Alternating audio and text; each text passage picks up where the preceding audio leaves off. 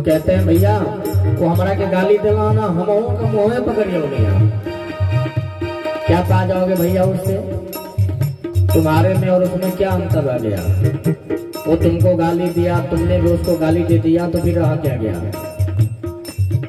कोई तुम्हें बुरा कहे तुम सुन करो क्षमा,